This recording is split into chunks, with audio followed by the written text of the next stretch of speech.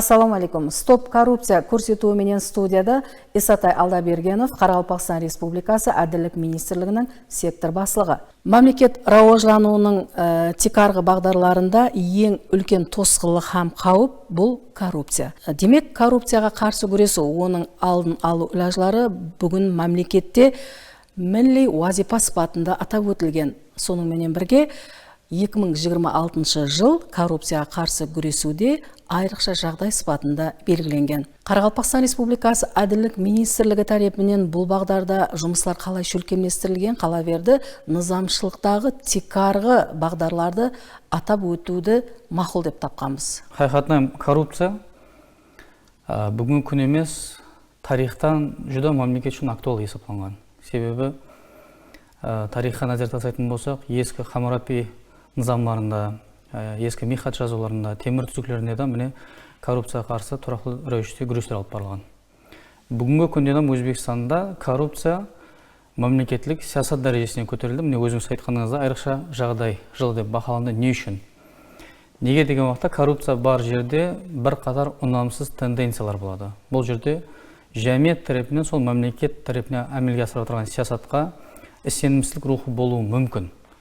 Міне бұндай жағдайлардың алдын алу мақсатында әділсіздіктер болмау үшін Өзбекстанда мемлекеттік саясат дәрежесіне көтерілді. Біріншіден, екіншіден бір нәрсеге э'тибар беруіміз керек. Халықаралық көзқарастан қарайтын болсақ, Өзбекстанда міне бүгінгі күнде халықтың бәйіттілігін тәминлеу, оларды паралан тұрмысын тәминлеу үшін бір қатар үлкен жойбарлар әмелге асырып отыр. Соның ішінде инвестициялық жойбарлар десек болады. Инвестор мемлекетке келген уақытта неге э'тибар береді? Келген уақытта сол мемлекетте сол коррупцияген факторлардың жағдайына баха беріледі. Халықаралық көлемде бір қатар рейтинг һәм индекслер бар. Өзбекстанның осы рейтингтағы орындар қандай деген нәрсе талаудан өткеріледі. Инвестор өзін қауіпсіз сезе ме? Бұл жерде қандай имканиятлар берілген, бюрократиялық тосқындар жоқ па? Һәмме нәрсе мемлекет функциялары ашық, айдын ба деген мәселеге э'тибар қаратылады. Сол үшін бұл мәселеде Өзбекстанда үлкен низам қабыл етілді 2017 жылдан компакт формада һәм бір қатар низам астық хұжеттері әмелде. Һәм бұл жетілістіріліп барылмақта, не үшін деген уақытта халықаралық көлемде үкіметтік емес Transparency International деген үкімет емес шөлкем бар. Осы шөлкем әр жылы өзінің есабатын һәм рейтинг системасын жариялап барады. Бұл жерде сол мемлекеттер қоятын талаплар бар, инструмент деп айтамыз. Осы талапларды демек мемлекет мәжбүраттағаннан кейін осы талаптарға бойсыну керек. Осы талаптар орындалған жағдайда бұл рейтинг мәселесі көтеріліп барылады. Мемлекетте экономиканы рауажландыруда да негізгі тикар бұл инвестиция кіргізу мәселесі. Дұрыс, инвесторлар келеді мемлекетке, олар хәттекі жол құрылысы болсын, яки болмаса басқа да халықтың абадан тұрмысын тәмінлеуге қаратылған барлық жұмысларды олар бақылауға әмел етеді. Демек, оларға сондай шариғатлар жарату мәселесінде бүгін әрбір тарау салластыру мәселесінде қазір жоғары басқышқа көтеріліп жатырды. Ашық айдылықты тәминлеу қала берді. Мінекей парламентлік қадағалаудың да өзінің белгілі дәрежеде үлесі бар болуы керек. Әлбетте. Дұрыс айттыңыз. Өзі енді бізде коррупция деген уақытта көпшілік жағдайда классикалық форма түсініп қалғанбыз. Пара беру, пара алу ямаса, пара беру алса дәлдалшылық ету деп біз қабыл етіп қалғанбыз. Бірақ бұл коррупция қарсы күресу тарауында үлкен мәселелер бар да. Бұл бүгінгі күннің мәселесі бұл инсанды жазалау емес. Коррупциялық жинайтқа қол ұрған шақсы жазалау емес. Мақсат сол болу мүмкін болған себеп һәм шариғатларды талдаудан өткеру һәм бұған қарсы күресу. Сол мақсатты міне айттыңыз, дұрыс айттыңыз. Үлкен институт парламентлік қадағалау, бұның қасына және қоссақ болады. Біріншісі салынастыру. Жоғарыда айтқанымыздай, салынастыру болған процесте әділсіздік болмайды. Инсан факторы да болмайды. Инсан факторы да болмайды. Неге десек, міне мемлекеттік қызметтер орай мысалын айтуымыз мүмкін. Инсан бұрынлар нәубетке таласып болатын болса, наразылықтар болатын болса, müracaatlar келетін бізге кімдедір қабыл етіп жіберді ертерек, таныс білушілік болмау үшін бүгінгі күнде нәубет электронластырылды. Одан басқа инвойс деп айтамыз, қызметтің түрі, олардың төлемдері автоматик рәвіште оның телефонына баратын болды, хабарландыру системасы арқылы. Міне салынастыру. Екіншісі ашық айдынлық системасы. Міне бүгінгі күнде Әділдік министрлігінде сондай саясат бар. Жұмысқа қабыл ету процесінде бос жұмыс орынлары автоматик рәвіште бізде платформада көрінеді. Вакансия Әділі Нохат Уз деген платформамызда һәм міне бүгінгі күні жұмысқа қабыл ету процесті бізде ашық айдынлық деген уақытта тордан торы тікелей эфир арқылы YouTube тармағы арқылы ұзатылып барылады.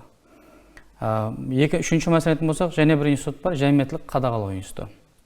Жәмиятілік қадағалау деген жүдә ахметлі институт. Неге десек, мемлекеттік ұйымдар һәм олардың лауазым шахстарының әрекеттерінің заңға мақұл көзқарасына жәмият ретінде баға берілуі. Міне бүгінгі күнде бюджетпен байланысты процестер бар, махалле дәрежесінде істелініп болған тиісті мәселелер. Міне бұған да бүгінгі күнде заңшылықта уәкілдік беріп отырып, басламалы топарлар түзу мәселесі, жәмиятшілдік һәм махалле белсенділеріне ібарат болған.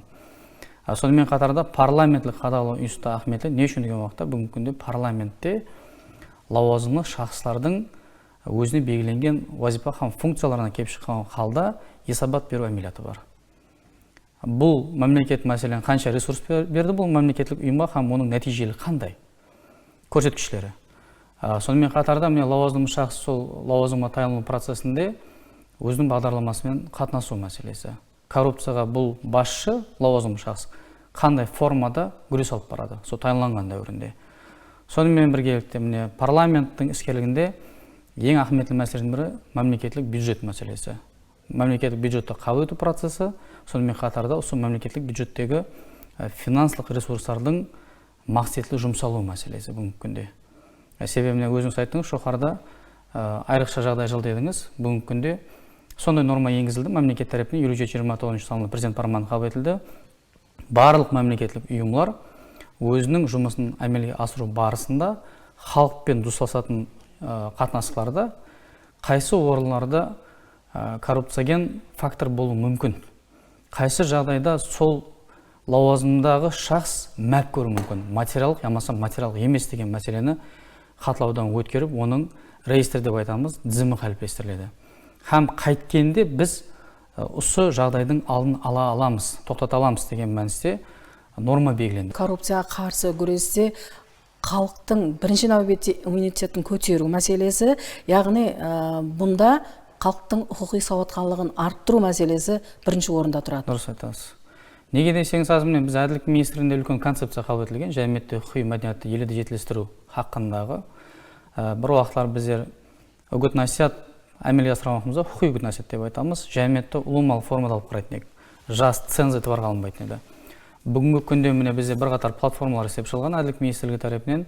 Осы платформада халыққа бірлемші құқық білім беруге ітібар қаратылды. Сонымен қатарда бүгінгі күнде білімдендіру системасында юридик тәлім тәрбия деген түсінік бар бізде.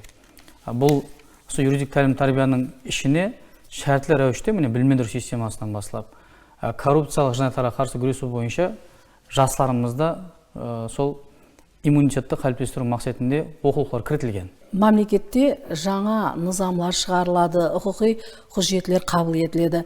Міне осындай бір пайытта әділдік министрлігі тарапынан осы коррупция қарсы күресуде арнаулы экспертиза да өткеріледі. Әлбетте. Әділдік министрлігінің текару функцияларының бірі, мына жоғарыда айтқаныңыздай, біріншісі халықтың құқық мәдениетін жетілдіру болса, екіншісі міне бізде норматив құжаттардың жойбарлары деп айтамыз. Бұл бойынша арнаулы низам қабыл етілген, сол коррупция қарсы күресу бойынша құқық экспертизаны әмелге асыру мәселесі. Бұл бойынша бізде бүгінгі күнде және бір институт қабыл етілген, тәртіпке салу тәсірін бақылау деген институт. Идея шыққан уақытта жәмиятте біз мына бір жәмиеттілік құқық қатынас тәртіпке салуымыз керек деген уақытта бұл ахметтілік дәрежесі бақыланады, зәрлігі. Бұл жәмиетке нені береді, һәм бұның тәсір ету дәрежесі қандай? Халыққа, іс-бермелік субъектілеріне, қоршаған табиғи орталыққа деген мәністе тәсір қандай болады, һәм қандай жүктемелерді алып келу мүмкін. Һәм бұның ішінде және бір ітібар беретін жері, осы норма қабыл етілген тағдырде бюрократиялық тостарға алып келу мүмкін ба деген мәселеде біз бақылаймыз. Һәм қайткенде халыққа елде қолайлы болады, һәм олардың уақытын тежеу мүмкіндігі бар деген мәністе бақыланып, біз жойбарларды көреміз. Екі басқышта барып болады. Норматив құжат жойбары қабыл етілместен алдыңғы оның жойбар уақытындағы құқи бақа бар, экспертизаны өткеру. Елде дискрецион нормалар деп айтамыз. Қайсы бір лауазымды шахсқа анық емес уәкілдіктерді беру, ямаса кеңейтілген уәкілдерді беру, анық нормалар белгіленбесе, һәм басқа да уәкілдерге ие болады деген сөз болатын болса, қосырнақтың ішінде, һәм басқа да уәкілдерге ие болады деген сөздің өзі міне лауазымды шахсқа қалеген құқықты беріп қою мүмкін. Міне осындай анықсыздықтардың алдын алу мақсатында біз экспертизаны әмелге асырамыз. Бірінші басқышта. Екінші басқышы бар, бұл коррупцияға қарсы күресу тарауында әмелдегі осы дәуірге шейін қабыл етілген барлық дәрежедегі норматив құжаттарды хаттаудан өткеру мәселесі. Өткен дәуірлердің ішінде егерде осындай жағдай болатын болса, халыққа қандай да бір қиыншылық тудырып жатқан болса, осы нормаларды әмелдегі нызамшылық құжаттардан мұқияттастыру, ямаса бекар ету мәселесі біздің күн тәртібімізде тұрыпты. Өзбекстанда коррупцияға қарсы күресу бағдарында қандай тенденциялар бар? Әр жыл рейтинг жарияланып бара отырыпты коррупцияға қарсы күресу агентлігі тарапынан. Қазіргі тенденция жасалма интеллектті іске түсіру.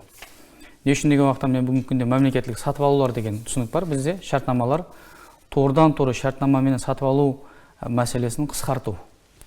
Бұл жерде егерде жасалма интеллектті осы платформа қосатын болса, жасалма интеллекттегі алгоритм 1 секундтың ішінде миллионлаған операцияны әмелге асырылады. Бұл жерде нені бақылайды? Осы шахспен түзіп жатқан шартнаманың арқасында қайсылар лауазымды шахс мәптар емес па деген мәселені бақылайды. Не үшін уақытта Өзбекстанда бізде сондай норма енгізілді. Лауазымды шахстар һәм олардың шарақ ағзаларының мал, мүлкі һәм дараматларын декларациялау деген түсінік кіртілді. Егер сол платформа һәммесі интеграция бірігетін болса, жасалма интеллект біріккен уақытта автоматик рәвіште осы шартнама тарифлеріне қайсы шахстың кімге байланысты бар екен хақында сигнал береді. Коррупцияға қарсы күресу бұл тек қана мемлекеттік ұйымлардың емес, ал әрбір бұқараның парызы деп есептейміз. Әлбетте бұл коррупцияға байланысты қандай да бір халқымыз өзінің мағлұматларын яки болмаса қандай да бір хабар бермекші болса, төмендегі телефон номерлер арқылы мұражат етуіне болады. Естілетіп өтемен, бүгін Стоп коррупция көрсетуінің студиядағы мейманы Исатай Алдабергенов, Қарақалпақстан Республикасы Әділет министрлігінің сектор басшылығы. Біз коррупцияға біргелікте тоқтау берейік. Және көріскенше саламат болың.